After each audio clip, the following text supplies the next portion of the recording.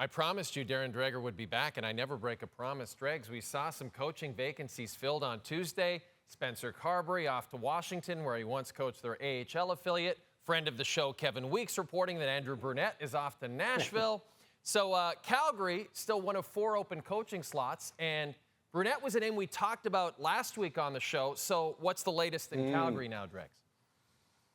Well, look, I mean, 2 very good coaches no longer on the market in Carberry and Andrew Brunette, and I have to believe that Craig Conroy likely would have had both those men on his list, and they've established a list among Flames' new management. They're well underway in the process. It actually began in earnest on Monday, and it'll continue with a full week. And as I said, they've established a list, and that list is somewhat unique. It includes the likes of Gerard Gallant, formerly of the New York Rangers, who we talked about last week as a potential solid candidate, given his level of experience, given his history with Jonathan Huberdeau, now with the Calgary Flames. I wonder about Travis Green. Travis Green most definitely is on the Calgary Flames list. The question is he going to be available to the Calgary Flames, or could he jump on one of the other opportunities that still remains available in the National Hockey League? And look, the internal candidates, Jay, are interesting, right? You've got Kirk Muller, you've got Mitch Love from the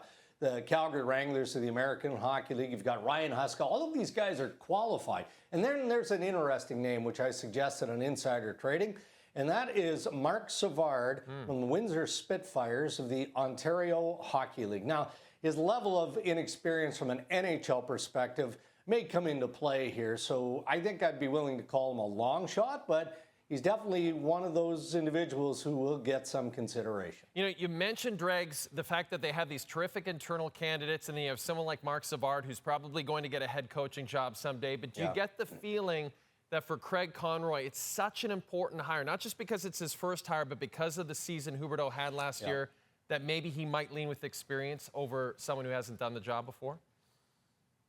I mean, that feels most likely it does. You know, I think that there could be some internal debate as to what the level of experience is here that we're talking about. And again, I don't want to skim over the possibility of one of the internal men that I've mentioned getting the job as head coach of the Calgary Flames. That's entirely possible. I mean, when you look at management here, Don Maloney and ownership of the Calgary Flames talked to a number of different candidates before settling on an internal candidate in Craig Conroy, who is ready to be an NHL general manager. So it would make sense that he's going to do the same thing with the internal men who are perhaps ready to be NHL head coaches. But you can't overlook the resume of Gerard Gallant or a Travis Green, or maybe some other candidates that we haven't even talked about to this point, Jay. Whoever ends up being named Calgary Flames head coach will be their 6th coach in the last 10 years. A lot of turnover. Conroy obviously will be looking for a little more stability. Dregs, always great to chat with you. Thanks for this.